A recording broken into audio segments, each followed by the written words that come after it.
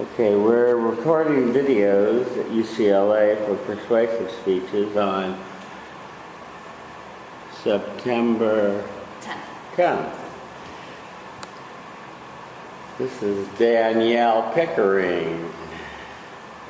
She's managing attention, communicating respect, non-verbally, finding friendly eyes near the front and the center. Say your name, feel the love, start your speech. Hi everyone, I'm Danielle. Hi Danielle. I go to nature to be soothed and healed, and to have my senses put in order. This quote by American naturalist John Burroughs describes the benefits you can see from interacting with nature. These include increased cognitive functioning and overall well-being. So today I want to persuade you all to go out into nature more, to experience these benefits for yourself. I'm going to give you 2 reasons why, 3 actions you can take, and 3 benefits you'll receive from these actions. This is especially important in today's society when technology has permeated every aspect of our life, and there's drug to solve every one of our problems, but this doesn't have to be the case. The first reason why I want everyone to go out in nature more is because it can combat depression, which is what we as university students are especially at risk for. A 2013 study posted in the Journal of Psychiatric Research states that an average of 30.6% of university students are battling depression, which is much higher than the average population. 30.6%. That's a lot. I feel so strongly about preventing depression because my best friend, my first year, had it. We weren't best friends at the time, but when she finally opened up to me our second year, she told me about her depression. And when she tried to remember things about our first year, it was really hard for her because all of her memories were clouded by this dark, dense cloud. And that's devastating to hear your best friend talk about that. She said that the only thing that gave her some solace was when I dragged her out to study in the sun with me. That's why I feel so strongly about preventing depression, because when it finally hits, it's really hard to get rid of. The second reason why I want everyone to go out in nature more is because it can promote the sense of unity and belonging in your community. As many of you guys realize, my first year at UCLA, I didn't feel like I belonged, as I said in my Lion King speech. The only belonging I felt was when I was able to go home and hike. As Rebecca Coley said, psychologist and Professor Rebecca Coley said, you can experience the benefits of unity and belonging just by stepping outside your door. After hearing everyone's personal commitment speeches, I realized many of you guys felt the same isolation as I did, whether it's from your anxiety or depression or other personal struggles. So now that's why I feel so strongly about persuading you guys to go outside, because while it may not solve all of your problems, it could definitely lessen the severity. Now I want to give you guys 3 actions that you can take to go outside in nature more. When you walk to and from campus, we are surrounded by far more nature than we realize, especially being in the city. There are trees, there are flowers, there are really fat squirrels. Just eliminate the technological distractions. Take out your earphones, put away your phone, and just enjoy what's around you. Second, explore LA. There are so many things around us, hiking trails, beaches, that it's a really nice study break to just go and learn more about your community and also reduce your stress. Third, instead of running on a treadmill in Woodin, go run outside instead. The view's much nicer. You don't have to smell all the other gym goers, and it's a much more interesting run. Now, I'll tell you the 3 benefits you can receive from going out in nature more. 1, you'll feel much less stressed, which is particularly important for us college students, especially during this time of the quarter. Secondly, you'll feel happier, which will improve other aspects of your life, like your self-esteem or your focus. Third, you'll feel addicted, but not in the bad way. The more benefits you reap from nature, the more you'll want to go outside. In summary, I've given you 2 reasons why we should all go outside in nature.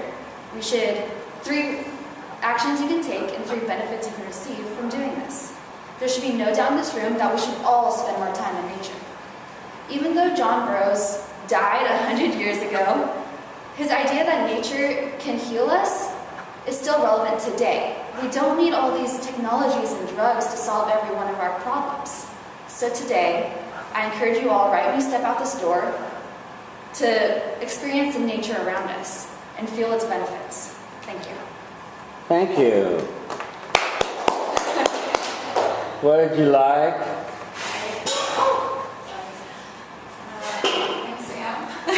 Hi, Sam. I walked in halfway, but I really liked how the actions that you gave were very direct and easy to remember. So like they were imperative or like command words. Like, do this, do this.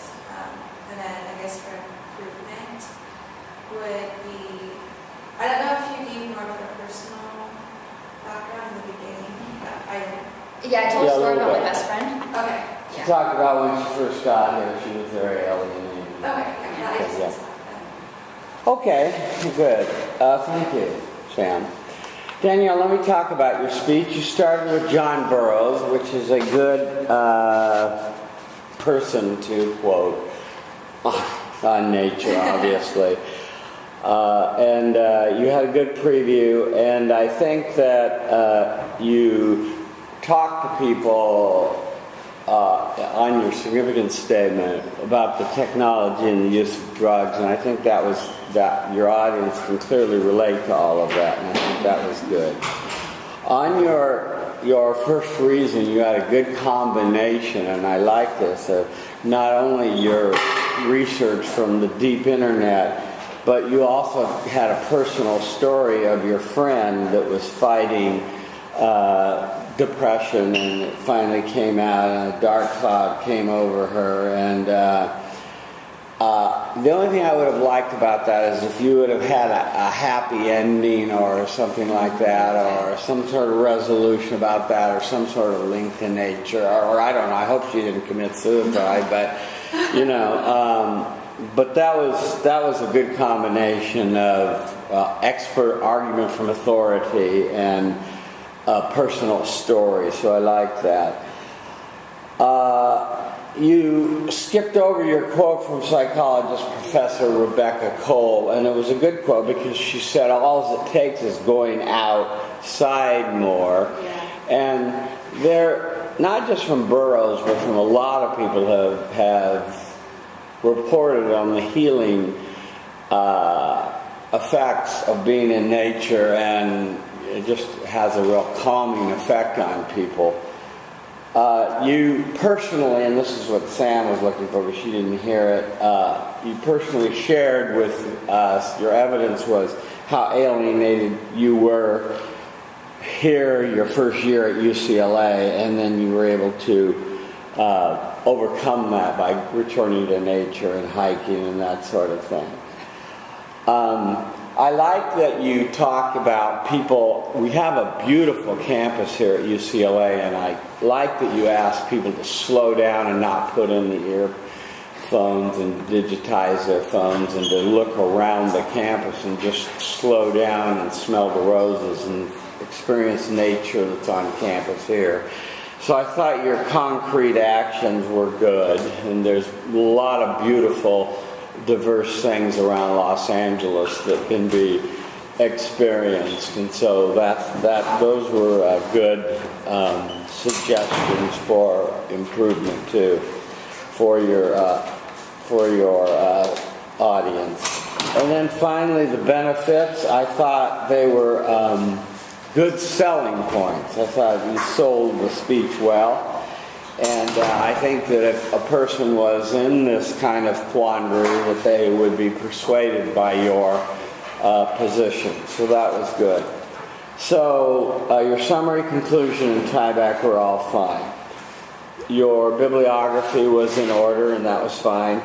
You said you wanted to try not to sound breathy, but to keep a steady tone. Try to move 3 times, and to get closer to the time limit. How'd that go? I think I got closer to the time limit, or I know I did. I did move, I think, twice. And then breathy, I don't notice when I'm sounding breathy, so I don't know. Yeah. I thought my tone was fine. Okay. I did mess up some of my words and like stumble a bit, but I think my tone like carried.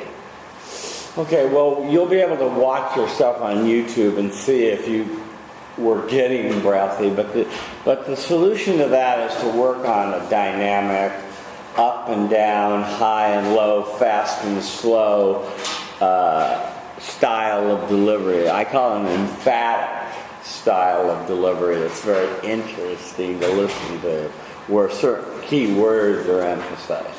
So overall, you did a very nice job. Thank you. How was my time? What are you? 5:14. Oh, I'm just want to let you know I'm trying to go to office hours. Kind of need to end this class, so I'm going to leave early. Free attention. Okay, the camera's rolling, so we need another live body to come shooting forward.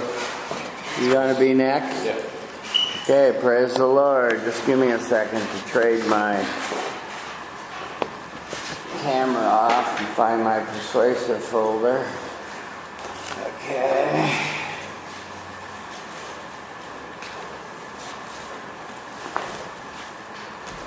Okay, you need to stand back just a little bit. Okay, more toward the center. Yeah, that's pretty good. Let's see. Let's come forward a step. I like that. Yeah, that's good. And your research is on top today. Good. So you didn't want me to miss it, huh? Okay, I didn't miss it, Jesse. Okay, he's managing attention, communicating respect, finding friendly eyes near the front and the center. Say your name, feel the love. I'm Jesse. Hi, Jesse. So who here has pulled all-nighters studying for a midterm or final? Most of us here go to UCLA, and that means that we work hard and we work a lot. But sometimes I feel like we work so much and we study so much that we fail to appreciate life. And I'm here to persuade you to not take life too seriously. I'll give you 2 reasons and 3 actions that you can take, and the benefits that will come if you follow my proposal. So, according to Ronnie Ware, a care worker who deals with patients who only have 3 to 12 weeks to live, she interviewed her patients and asked them if they had any regrets or if they would do anything differently. And she found that the second most common regret of the dying was, "I wish I didn't work so hard." And it's hard to see now going to UCLA and pursuing our careers, but I'm here to convince you that life isn't always about being successful and working hard all the time. So the first reason why you should not take life too seriously is because it can end at any time.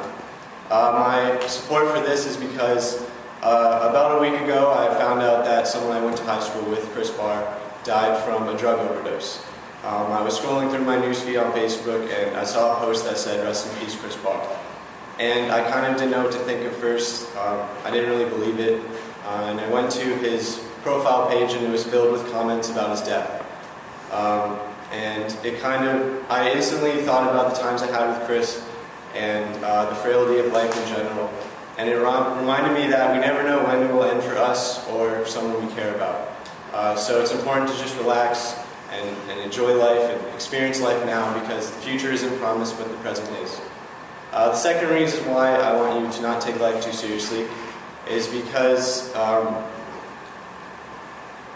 happiness is more important than success.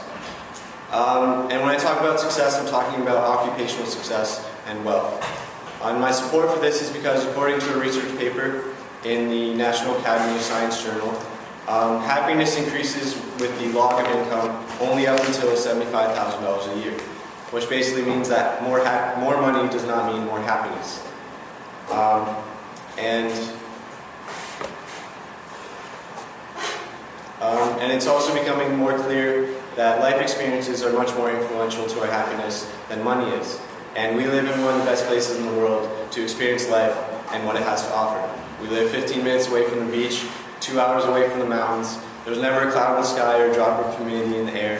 And LA is one of the most culturally diverse cities in the world. So take advantage of where you live. I get that we're trying to become successful and make as much money as possible, but sometimes I feel like our drive to be successful gets in the way of our happiness in our life. So third, some actions that you can take to not take life too seriously is one, take a couple hours out of your day every day and do something that makes you happy.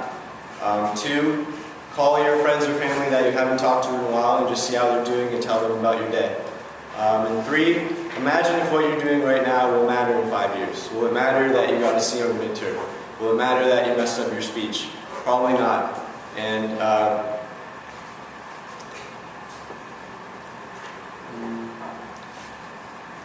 when you perform these actions, you will feel happy because you're doing something that you enjoy. You will feel satisfied because you're keeping in touch with your family and friends. And you will feel calm because you'll realize that a lot of what you're doing now won't really matter for your future.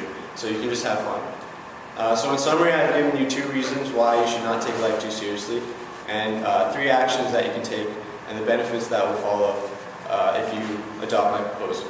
There should be no doubt in this room that you should really not take life too seriously.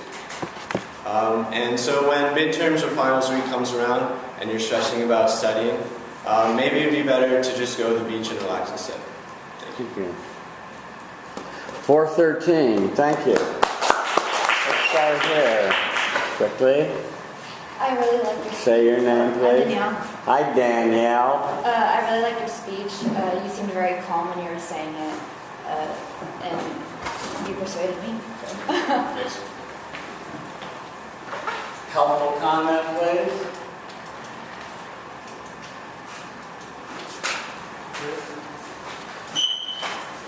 Hey, I'm Dean. I would just say like move around a little more. I feel like if you just put in a few purposeful movements, you'll kind of relax a little bit, and it'll just all around.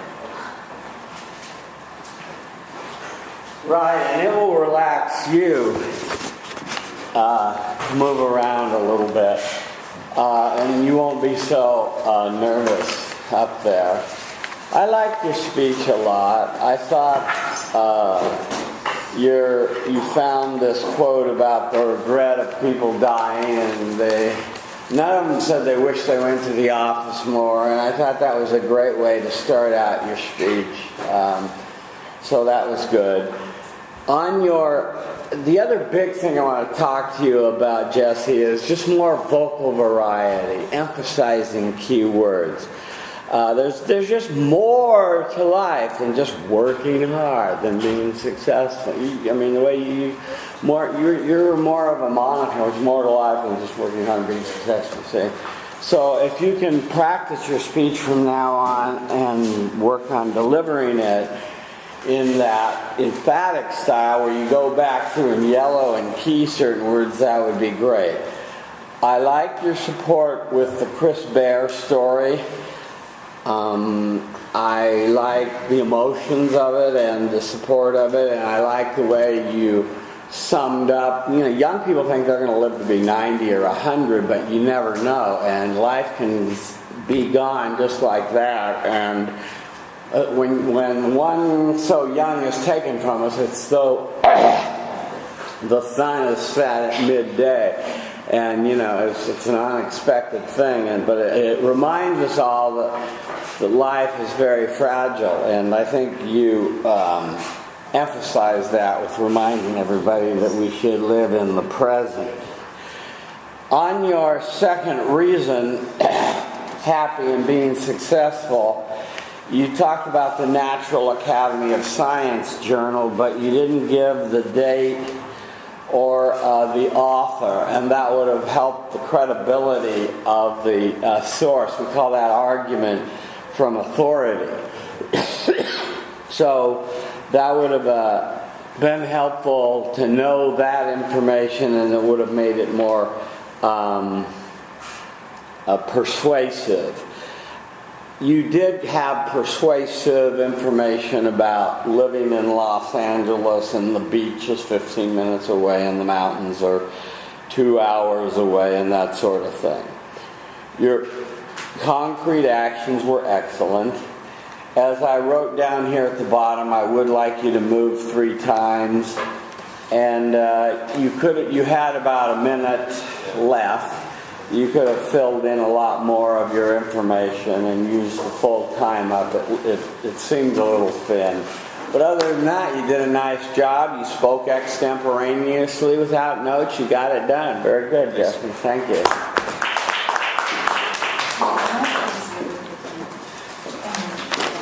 Hi. Ready to rock and roll? Yeah. The other source for this is this page, but I'm going to use this as prologue. You're going to what? Use this as a prologue. Okay. Are you going to hold it the whole time or set it on your desk? Okay, don't set it in the way of my camera, okay? And let me get you set up there so where to stand, so I have your full head. Let's see, can you stand a little forward? Yeah, that works good. Too far forward, okay, one step back. One step forward, yeah. Right there is good. And you can move left and right if you choose to, that's fine. Let me reset the clock. She's managing. Okay, look at the sky.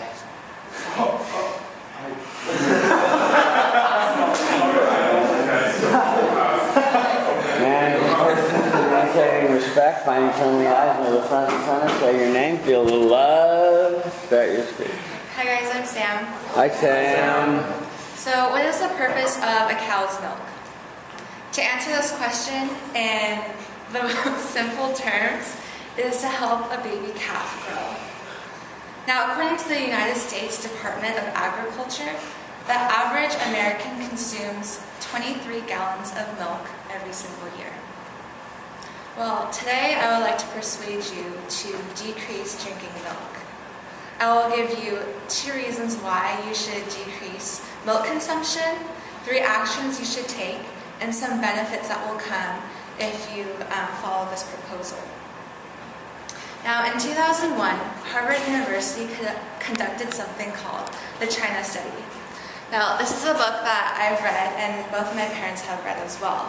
And the doctors, Dr. Colin Campbell and Thomas Campbell, have basically done the study across the United States, comparing the dietary intake compared to other countries across the world. And what they found was that 12 out of the 14 studies had higher rates of prostate cancer amongst individuals who consumed more dairy products. And within this book, there's just this constant theme of, with the more dairy intake you have, there were higher rates of colon, breast, and prostate cancer. Now, the first reason why I want to convince you to decrease your milk consumption is so that you can decrease your probability of getting cancer. The evidence I have for this is purely the chemical makeup of milk. As many of you guys know, it contains milk, or it contains water, sugars, and fats. In addition, there's a lot of hormones that we're ingesting from the cow. And in particular, there's this one hormone called insulin-like growth hormone. What this does is that it helps tissues and muscles to rebuild. And as a child and infant, that's actually really helpful. But what happens when we're adults and we're still ingesting these growth hormones? Well, it creates a very favorable environment for tumor cells to grow. And this is what a lot of my research has found amongst insulin-like growth hormone. And so I feel strongly this way because cancer is a huge issue in developed countries, and a lot of research behind it comes from nutrition. The second reason I would like you to decrease drinking milk is so that you can prevent bone loss. The evidence I have for this comes from the Cancer Project. Now, the Cancer Project is comprised of a wide range of American physicians, and they have the most current knowledge about experiments and research findings. And while we grow up thinking that milk actually makes us stronger and makes our bones, more firm, the Cancer Project actually found the opposite. There are higher hip fractures amongst individuals who consumed more dairy products, and milk has little or no effect on bone strength. I actually felt quite surprised about this information myself because as a child I always think I have to drink milk to make my bones stronger. And I think oftentimes the media and the population aren't given the current information about findings, because the milk industry is a huge economic source for us. And if we significantly decrease drinking milk, then we'd lose a lot of money. Next, I will tell you 3 actions that you can do to minimize drinking milk. First is you can find other sources of calcium. And calcium is the main reason why we drink milk. And so you can find it in beans, broccoli, and spinach, and other fruits and vegetables. The second action you can do is exercise. Exercise is the greatest factor for improving bone strength. Third is you can find other substitutes for milk, such as almond milk or orange juice infused with calcium for your breakfast meals. And fourth, when you perform these actions, you will have the following benefits of decreasing your chance of getting breast, colon, prostate cancer. You will maintain a healthier lifestyle by exercising, and you'll improve bone strength. So in summary, I have given you 2 reasons as to why you should decrease milk consumption, and 3 actions you can take as well as benefits. So there should be no doubt in this room that you should definitely minimize your milk consumption.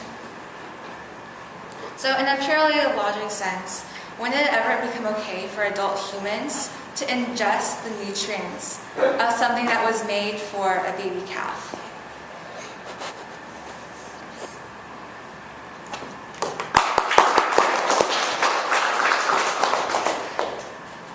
Oh, yeah, we're here. Yeah, here. What's up? I'm Kai. Hi, Kai. I really liked how well organized your speech was and how well it followed the points laid out by Professor Miller. I thought it was really good. Monroe, motivated sequence. Improvement. Hi, I'm Michelle. And Michelle. Maybe sometimes a little bit more vocal variety. The other way I really didn't like your speech because it caught my attention when you talked about a cow. Right. You were at 4:15 when you ended, so you were really zipping along. You could have used more time to slow down, to be more emphatic, and to tell more stories. I liked your start of the story of the purpose of cow milk and your tie back to it, and your statistic of how much of this stuff we consume. Your quote from Harvard was a high quality, good source from authority that looked at cancer and drew the link.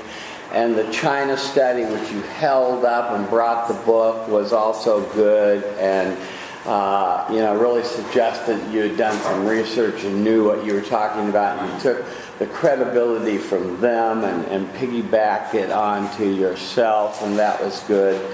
On your first reason, your support for reducing the consumption of milk was, the insulin growth factor, and you cited generally the studies and the China studies that linked it to tumors and that sort of thing. I wish you had had a personal story there instead of "I just feel strongly," but nonetheless, you had statistics there, and that was good. On your second reason, it prevents bone loss. Here again, you quoted the Cancer Project, and you looked at a surprising statistic, which most people don't realize. Most people think, I gotta drink milk to keep my bones strong, and it had very little benefit to bones and bone strength, and so that was a good story. And I think your thing about putting people out of jobs was still, I would have liked more of a story. And I think you got off telling stories in this last one. And if you had anybody that had some cancer, that would have been helpful to bring that in.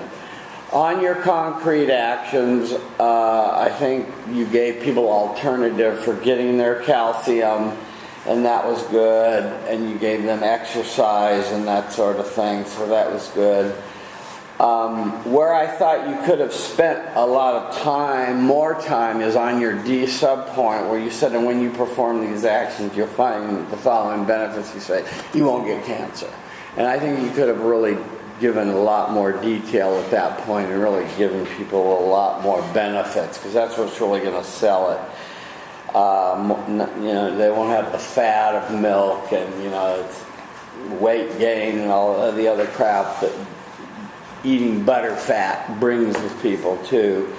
Your goals were to utilize your time well, I guess you did, can be concise, and to make the ideas stick. How did it go? I think I was better in terms of conciseness compared towards the last speech, because I was very concerned about being succinct and not too wordy. And when I practiced, I was like exactly at 5 minutes, but I don't know why, it just was. You zipped right along this time. Okay, so you did a nice job. Thank you very much. You got the job done. Don't lose the thread we had started in this class of storytelling. Thank you.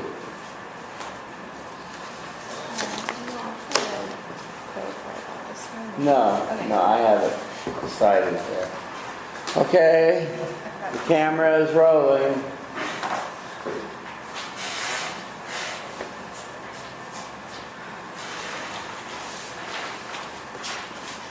Or I should say the battery's wearing down.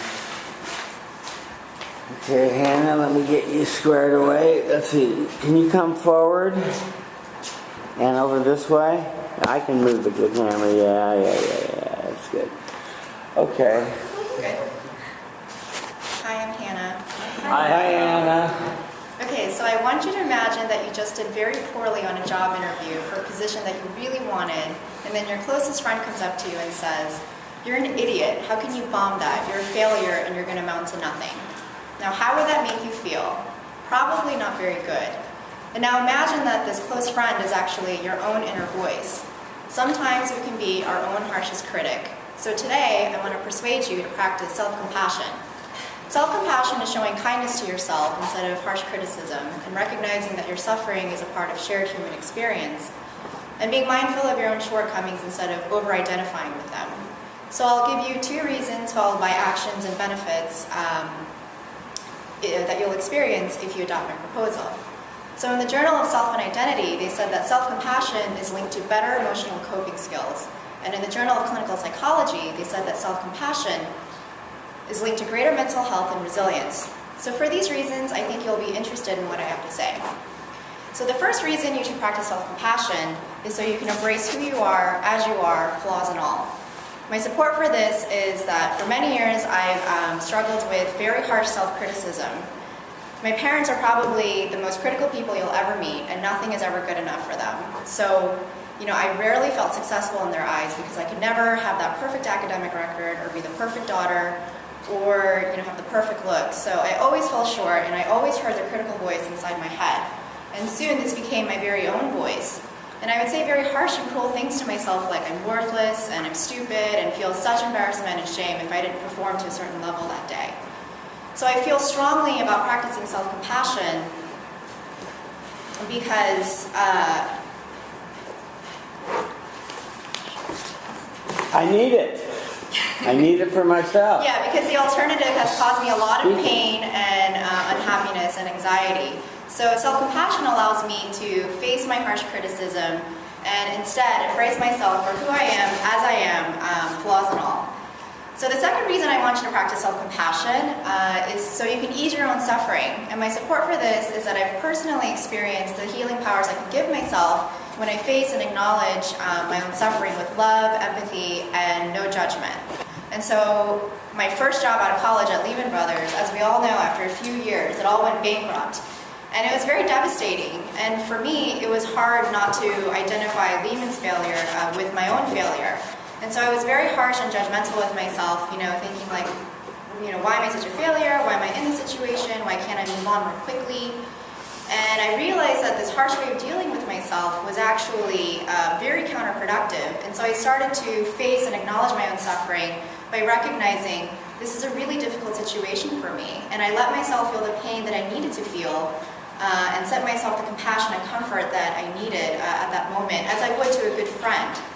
And immediately I began to feel very good, and I felt healing, and I felt freedom, and I felt, all these things that allowed me to see my situation more objectively than I did before. So I feel very passionate about practicing self-compassion because all of us have this ability to unleash a very powerful source of love and compassion for ourselves. Dr. Neff, who's the premier researcher on self-compassion, said that when we give ourselves compassion, a tight knot of negative self-judgment starts to dissolve, and instead it's replaced by feelings of peaceful, connected acceptance. A sparkling diamond starts to emerge from the pole. So next I want to show you a few actions you can take. And the first is to be more mindful of your inner voice. It's hard to address self-condemnation without recognizing it first. And the second is to acknowledge your suffering and to actively comfort yourself. It's okay to admit that this is really hard for me right now, and how can I care for myself at this moment? And the third is to approach yourself like your closest and dearest friend with all the love, empathy, and compassion in the world. And when you do these things, you'll feel happier and more comfortable in your own skin. And secondly, you'll feel less stress, less anxiety. And third, you'll feel this openness to be more accepting of yourself and to be more accepting of others. So in summary, I've shared with you 2 reasons followed by actions and benefits as to why you should practice self-compassion. There should be no doubt in this room that you should practice self-compassion. So next time you experience a very difficult moment, let's say a bad job interview, hopefully your friend from the beginning of the speech will now be your greatest source of love, comfort, and strength. Thank you. That was 450. I'm Jesse. Hi, Jesse. I liked your speech. I thought it was really genuine and honest, and I also liked your intro because it was kind of like unexpected. Yeah. Improvement. I'm Josh. Hi, Josh. I honestly don't really have much room for improvement, just that part where we just kind of forgot. But then, very close, just catch on. When you forget, it's because you're memorizing and not thinking about what you're saying and being extemporaneous. Hannah, my big concern about the speech was you were moving along rather quickly, and you have an international audience here, and I want you to adapt to that and to slow down. Okay. You were saying some very heavy things, and I don't know if you've read The Grapes of Wrath, but there's nothing worse than when a man loses the ability to earn a livelihood for his family, and and when you talk about somebody being unemployed a long time, losing his farm, losing his ability to work in the coal mine or whatever it is, it's devastating. And you talk to an issue that is very universal and a great problem in our society now. The Obama administration has tried to pretend that we don't have chronic unemployment, but there's a lot of people that have just given up. And so I think your speech really talked to an important issue. Now, your significant statement, you started with imagining having a poor job interview, and I think that was good for this class because many of these students will be out looking for a job sooner than later, and they will have poor job interviews, and not everyone's going to get the first job they interview for, and they will be hard on themselves, and so that's good. I think that this self-compassion needed a little bit more definition, and you had kind of a definition about includes kindness to oneself instead of harsh self-criticism, recognizing that suffering is a shared experience, and mindful awareness versus over-identification of our shortcomings. That's a pretty abstract way to define it. I would have tried to make that more concrete. I think that was, to use in some of the words of the sticky, a little abstract and not as concrete as it could have been. On your significance statement, I liked it a lot. in terms of the cerebral nature of it, but I would have liked you to also played it just more directly. This will help you. You know, I would have done it that way. On the first reason, your support, and I think also, okay, your support was, you gave a personal example of your life, and your mother wanted you to be perfect, and you could never measure up to it, and you were very frustrated, and so you developed this very harsh inner voice, and you lived apparently a very frustrated life growing up, and you never quite filled the bill. And so that was good evidence, good support from your own life, and I like that personal story, so that went well. On your second reason, on the Lehman Brothers, laid off at 24, yeah, that's, you know, the bigger they are, the higher they fall, you know. And I think that you talked about your unemployment and all that kind of stuff, and you talked about your feelings, and then you ended with this Dr. Neff quote, and that was a pretty eloquent quote that you worked on. I think that were you describing how you worked your way out of your anxiety about losing your job at Lehman Brothers? Was that what was happening there? I can ease my own suffering. Yeah, this is how you came out of it. Okay. And then the concrete actions were fine. And I say here it would have been nice if you had explained them a little bit more. You had some time. You had about 25 seconds, so you could have explained them a little more.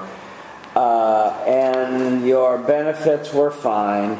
Your goal is to stay at the time, and which you did. Don't move around too much. This gentleman had to move the camera because you were moving around so much. You weren't just moving 3 times. So you were moving a little excessively. I guess you were pacing a little. And good pacing. It was pretty good pacing. A little fast. Yeah. But I'm glad you did this speech because it was self-revealing and it wasn't just this cerebral thing that I thought you might do.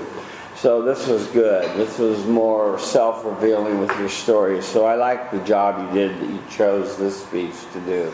Thank you.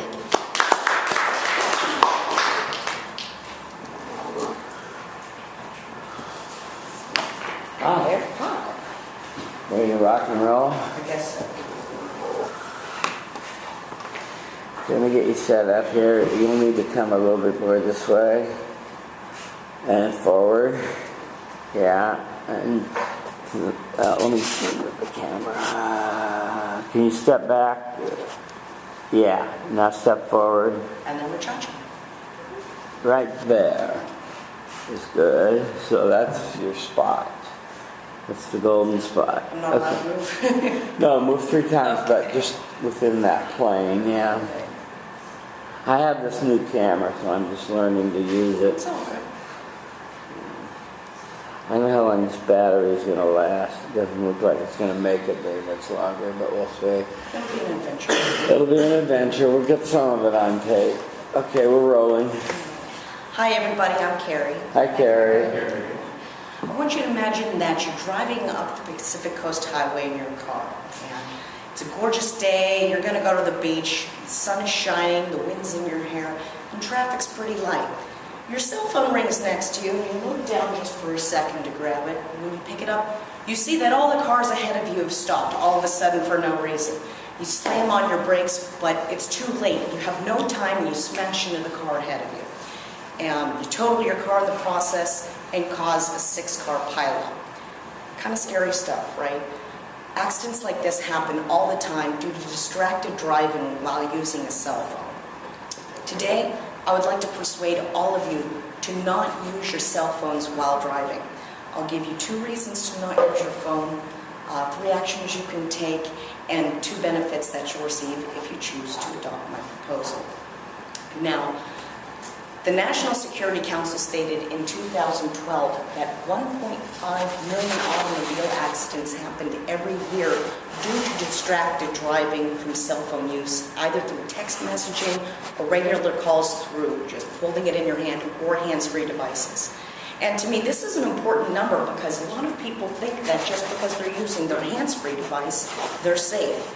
But that's not the case, which actually brings me to my first reason to not use your cell phone while driving. It's dangerous.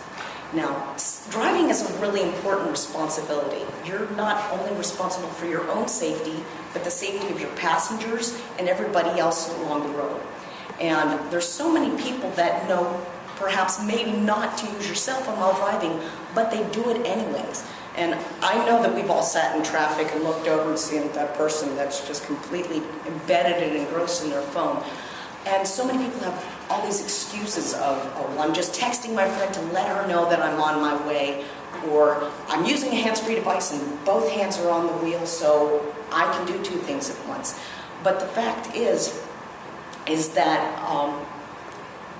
it only takes a few seconds of being distracted for disaster to happen. And noted psychologist David Strayer of the University of Utah actually conducted an extensive study which showed that if you use your cell phone at any point while driving, you are 4 times as likely to get into an automobile accident. And that's the equivalent of actually driving while intoxicated. So if you need to use your GPS to figure out where you're going on your phone, pull over, figure out your directions, and then get back on. If you do need to text your friend to let you know that you're on your way, do it before you start your trip, not while you're driving. The second reason that you should not use your cell phone while driving is because it's unnecessary. Now, the automobile was invented in 1886. Cell phone use actually became widespread in 1999. So that's 110 years that people drove without needing to have a cell phone in their car. And they didn't need to feel connected to the outside world. They can do it, and so can you. If you actually get really, really bored on the road and you feel the need to play a game, don't look down and start playing Candy Crush while you're stuck in traffic. You can actually play license plate bingo. I've played the game when I was a kid. It actually was pretty fun. So it actually forces you to look at the road and look at the cars around you, which will ensure that you're keeping focused and keeping safe. Third, I want to give you some actions that you can take to prevent cell phone use while driving on the road. First, leave your cell phone at home if you're going to be driving. Now, I know that's a really hard idea for a lot of people to grasp because we gotta cut the umbilical cord. If you do need to take your phone with you, just at least turn it off so that it can go to voicemail. You can even set up your voicemail to say, I'm on the road, I'll call you back as soon as I can. Second of all, if you get in a car with somebody who has been driving, who's driving while they're texting or talking, speak up. Your life is in their hands, and it's almost like getting into a car with a drunk driver. You wouldn't do that. Third, you can contact your legislators to help them enact stronger cell phone driving laws, because safer roads are really good for everybody. And if you do these actions, you can actually save lives, which is a good thing, including your own, and you can feel kind of solidarity and secure by turning off your phone. It's almost like having a mini vacation. You don't have to talk to anybody. So, in summary, I've given you 2 reasons, 3 actions you can take, and 2 ways that you'll benefit if you choose to adopt my proposal. And there should be no doubt in this room that you should not use your cell phone while driving.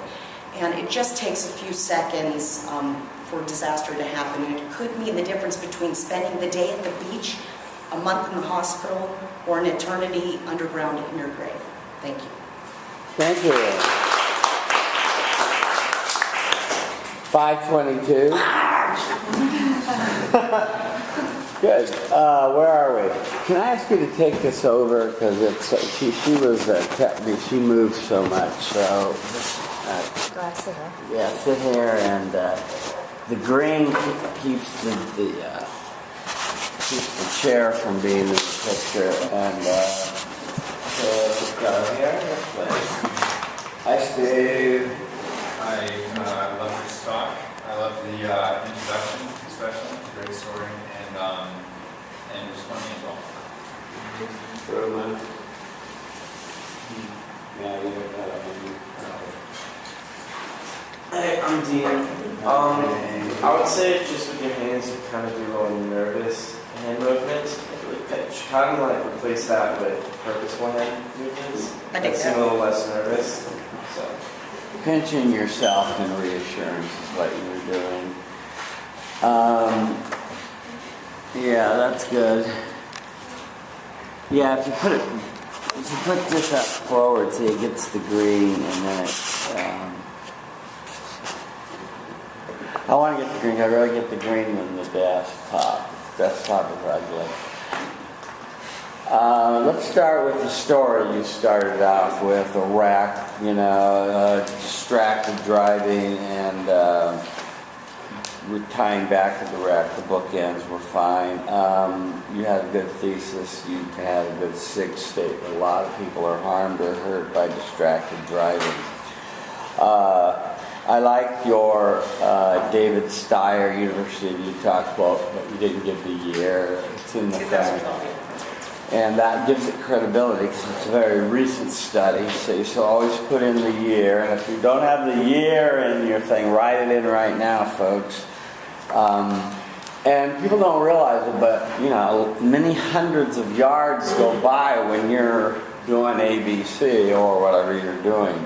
And so that was impressive. And I think the equivalent to being drunk was good too. I think your second example, your historical example, and your plain license plate tag, I don't know, it was kind of corny to me, but I guess it was okay. On your proposed actions about having people say I'm driving, or at least putting it on vibrate while they're driving is a good idea, or giving the phone off to a passenger that can answer is better. This is a great topic. I can't stress it enough. Now there was just an article in the paper in the Times where a young lady is going to go to prison because now, just as a matter of policy, they are checking your phone records, and if they find that you were texting minutes or seconds before the time of the accident, that's prima facie evidence that you were a derelict or a drunk or a distracted driver, and so you're self-incriminating yourself that you can't get out of that. So, and you can't say, I wasn't texting. Yes, you were. So it's not going to be easy to, even with a fancy lawyer from Virginia, you're not going to be able to beat that rap. And your evidence was good. Your tie back was good. You wanted to stay within time. You didn't. Be persuasive and to slow down and pause when needed. You did slow down and were more emphatic, so that was good. So how do you think it went? Overall, good. I need to stop moving so much, but... Yeah, I was distracted from your speech just trying to keep you in the frame, but overall it went well. Thank you.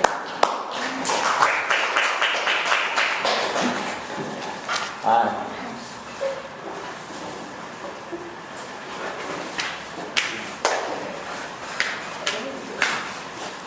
Hi, everyone. Step forward. Hi, Nick. Hi, Nick. Yeah, put her head just near the top of the frame. Yeah, that's good. Yeah, good. Hi, I'm Nikki. Hi, Nikki. So, yeah. So something that I've mentioned a couple of times throughout my speeches this quarter is about my experience studying abroad. So most of you probably already know that I just got back from a year-long study abroad program. And so after having gone through that experience, I really encourage it for anyone who is interested. So today I want to persuade you to study abroad. I'll give you 2 reasons why you should, 3 actions you can take, and the benefits that follow if you take my proposal. So the first reason why I think you should study abroad is because it's really fun. And the support for this is from my personal experience. So generally, courses that you take while you're studying abroad are a lot easier than the courses that we take here at UCLA. And that's because they really want you to go out and learn outside of the classroom. So as a result, you have a lot of time to go out, explore, and travel with friends. So one of the fondest memories I have is of the time when my friends and I took a day trip to Nanjing, which is a city that's north of Shanghai. And it was the first time we ever planned a trip outside of Shanghai, and to be honest, it was really poorly planned, because the whole day I felt like we were running everywhere, and it was really hectic, and we almost missed the train home at the end of the day.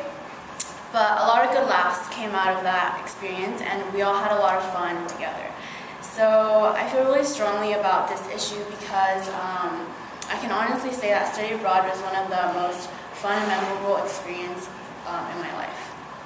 So the second reason why you should study abroad is because it can really greatly enhance your career opportunities.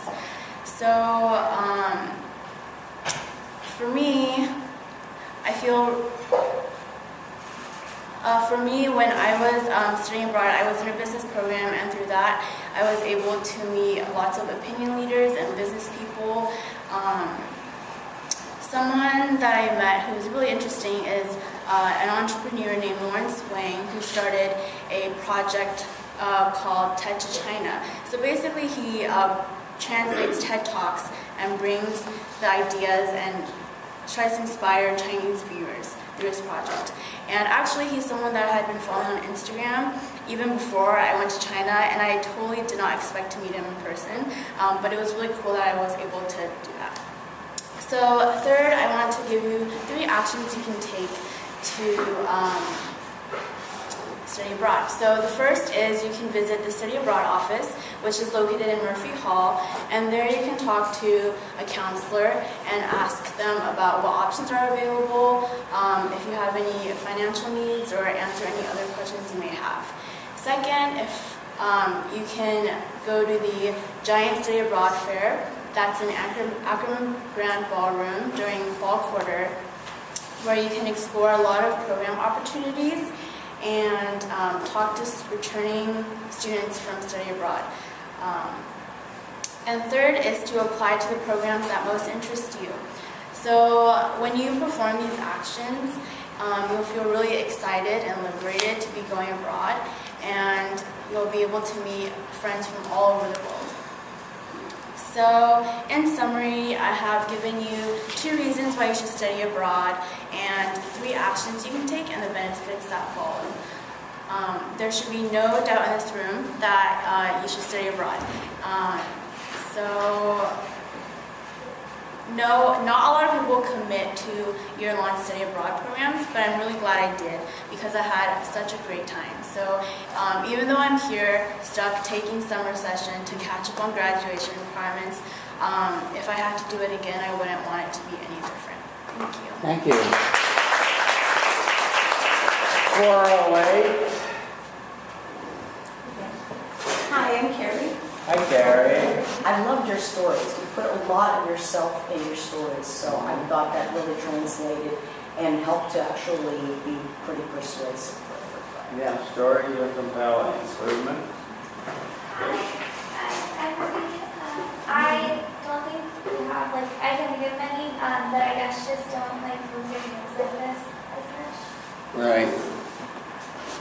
Big picture thing I would mention, Nikki, is more arguments from authority, more research from experts talking about the benefits that come from studying abroad. Because there have been studies that say you grow up, you mature, being away from home, you develop more sensitivity to other cultures. And you had some of that in there, but you skipped it.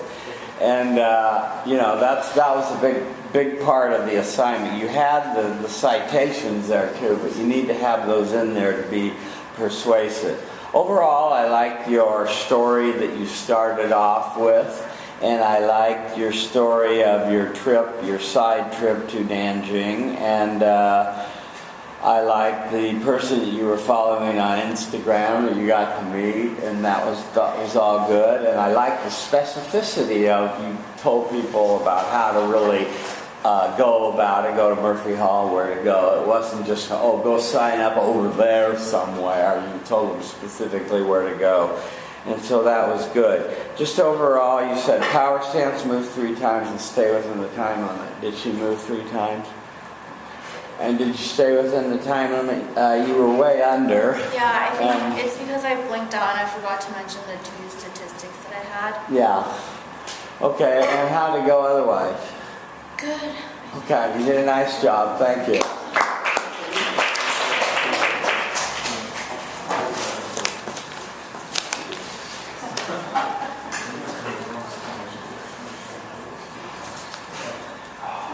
There's that battery looking like good, huh? Okay, come step forward. One more step forward. Yeah, that's good. Okay, she's managing attention. Because she's texting Hannah. Managing attention, communicating respect, finding friendly eyes, know the front of the sun, say your name, feel a little love, start your speech. Hi, I'm Michelle. Hi, Michelle. The difference between technology and slavery is that slaves are fully aware that they are not free. This is an observation made by the scholar Nassim Nicholas Taleb, and it exemplifies a growing problem within our generation, our attachment to technology. Today I want to persuade you to lessen your use of technology, and I will provide you with 2 reasons and 3 concrete actions and their benefits that will follow if you choose to adopt my proposal. And I hope with this that there will be a newfound appreciation for what is currently around us instead of what is currently on our electronic streets. The first reason why I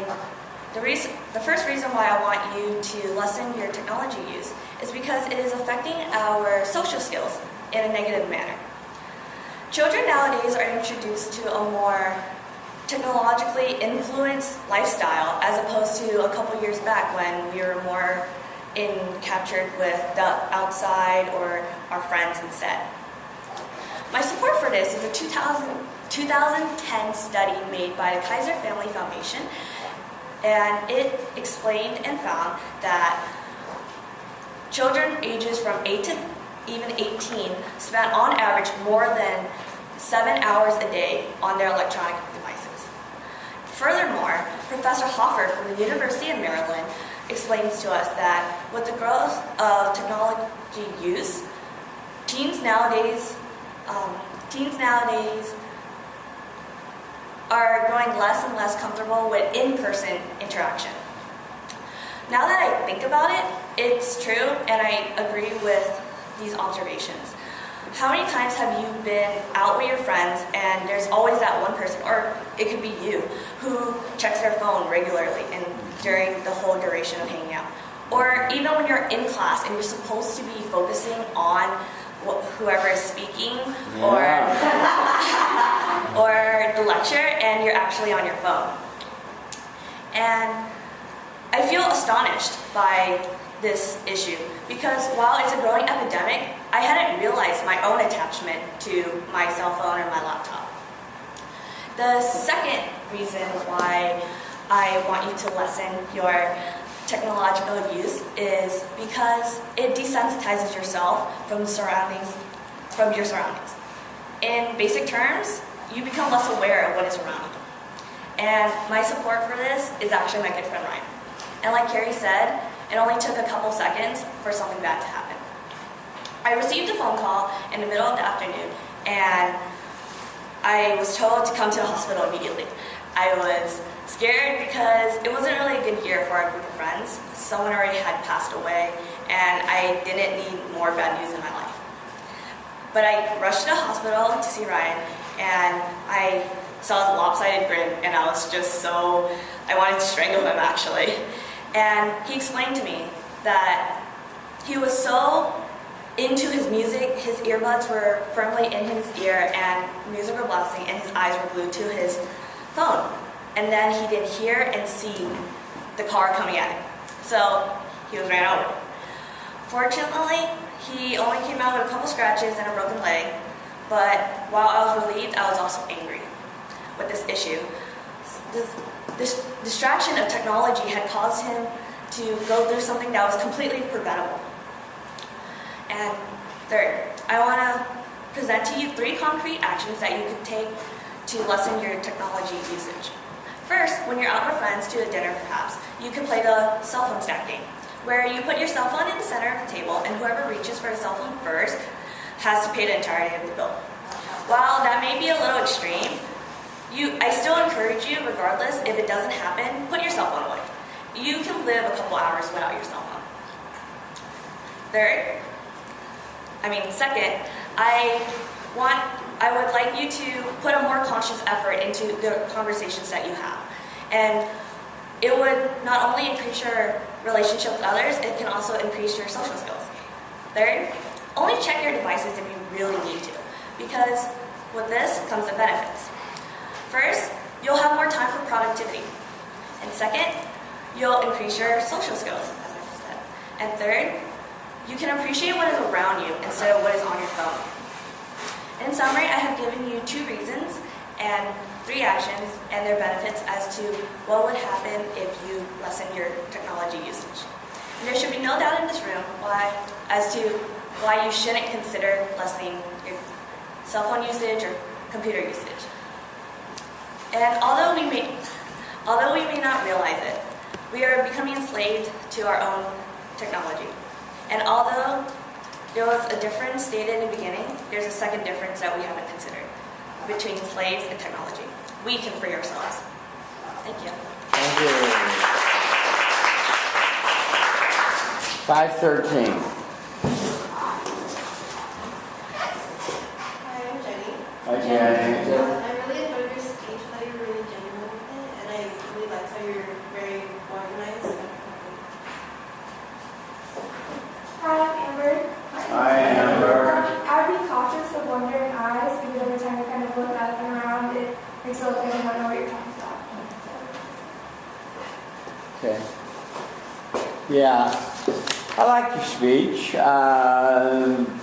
I think you took on a very tough speech to do because I think people are really wed to their technology. As per the girl in the back of the class, busy texting away, she couldn't live without it.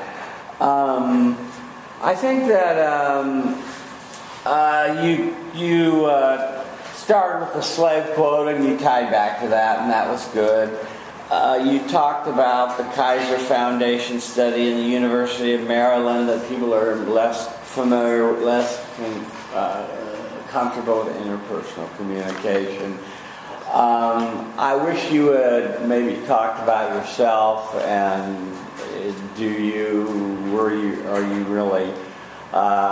have you noticed this in your own life? That would have been helpful. The story of Ryan was a good piece of supporting evidence, very dramatic, very sad, and it does happen, I know, and there are people that are walking around, walking in traffic, not even on bikes because they're texting or with their headphones on.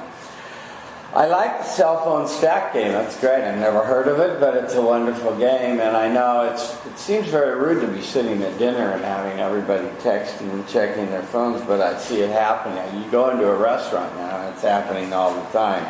You want to stay within the time limit, move 3 times, and not use a question for my introduction. How'd it go? Oh, I didn't use a question for my introduction. No, you didn't. You used a quote. That went well.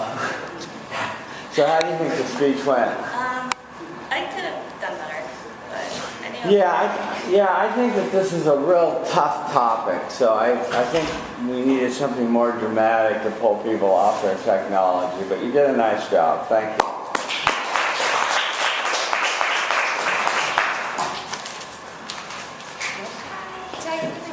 Can you come here a minute? Okay. Get it out of the way. Take a step. Can you go from my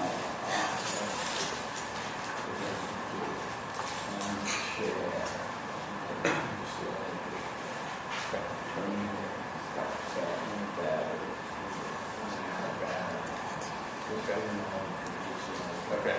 Wait, what's the number? That's the last one. And what's the name? Rolf, right? You're not gonna make it, right? I don't think so. No. Okay, rock and roll. Hi everyone, I'm Marie again. Hi, Marie again. So, what if I told you that there is a drug out there that could make you feel amazing and make you even live longer and be healthier, all without any negative side effects? Now, what if I told you that that drug existed? It's called cocaine. I'm just kidding, it's not. It's called dopamine, and by that I mean a smile or to be happy. And so today I'm going to try to persuade you guys to utilize the power of positive thinking.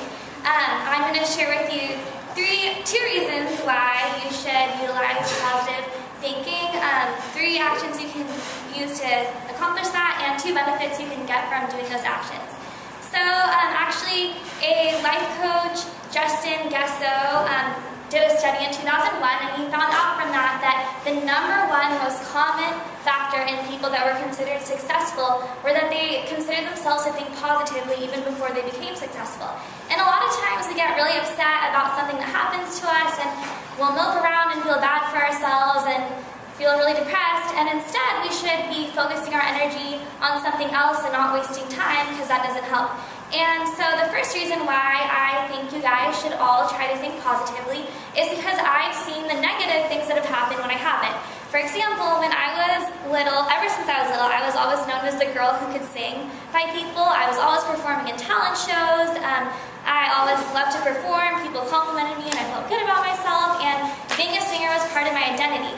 And then my sophomore year of high school, we had a talent show, and honestly, I wasn't really used to losing anything, and I didn't win that talent show, and I was so crushed, and I stopped playing my guitar, I stopped writing songs, and I stopped auditioning for things. And the saddest part was when people asked me what I love to do for a hobby, I stopped saying that I like to sing. And because I felt so down about myself, I didn't audition for a lot of things. Like, I always dreamed of auditioning for American Idol, and not saying I would have made it, but I could have had a chance. And by looking at the situation as negative and giving up just because I lost instead of being positive, I missed out on a lot of opportunities. And actually, a research study performed by a man named Richard Clay in 2003 showed us that 44% of salespeople actually gave up after hearing their first no, which is kind of what I did. But the people that didn't give up and thought positively and kept trying, those salespeople, for the most part, end up being really successful in their careers. The second reason why you guys should think positively is I've experienced the positive benefits of that. Have you guys ever had those days where something bad happens in the morning and then the whole rest of your day is bad too? Because I've had a lot of those, and I realized that if I just did little things like wake up with a smile in the morning, or be weird and say good things about myself in the mirror in the morning, then the rest of my day, I would be in a good mood that morning, and then the rest of my day would end up being significantly better. And it could either be my weird idea that putting out positive energy attracts positive energy from the universe, or the logical reason would be that by being in a good mood and thinking positively, I saw the world through a different perspective and was able to just not feel so bad about bad things that happened that day. And so 3 actions you can take to think more positively are, for one, when you wake up every morning, just think of 5 things that you're grateful for that day, and that will start your day off right. Secondly, this might sound kind of strange, but you can keep this thing called the happiness jar. I did this during my senior year of high school, and what you do is every time you experience something that makes you happy or smile, like someone compliments you or you get an A on a really hard test, you can just write that moment down on a little paper, fold it up, put it in the jar, and then one day when you're having a bad day, you can just open up the jar and relive that little moment you otherwise would have forgotten. And lastly, if something bad does happen to you, just don't dwell on it. That's just a waste of time being upset when you could be focusing on something positive, like finishing an assignment or having fun with friends. And Two benefits you'll receive from being positive are, like I stated before, actually another research study showed that being positive actually helps you live longer, and it helps to prevent cardiovascular diseases and even helps to prevent you from getting the common cold, so you can be healthier. And secondly, like I said before in one of the facts I shared with you, it will help you to be more successful in life. And so in summary, I've shared with you 2 reasons why you should be more positive, 3 actions you should take to achieve this, and 2 benefits you can get from doing this. So next time you want to do some drugs, just get high off of dopamine and happiness and smiles and have a good time instead. Thank you. Thank you. 502. Would you like? Thank you. 502. Hi everybody, I'm Etienne. Hi Etienne. So Mary really liked the speech. I think this speech was really well because it was really positive and Cicero was smiling, was nice. Good intro and good conclusion. So yeah. Improvement. Hi, Hannah. Hi Hannah. Everyone says to slow down, but I think it's tough to all worry about it. Yeah, you had a lot in there, so you were zipping right along. You went 502, so there wasn't much of room for slowing down.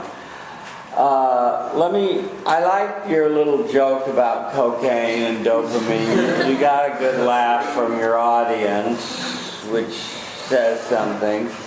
I think that you quoted the date of your Justin Gesko study as 2001, so that was good.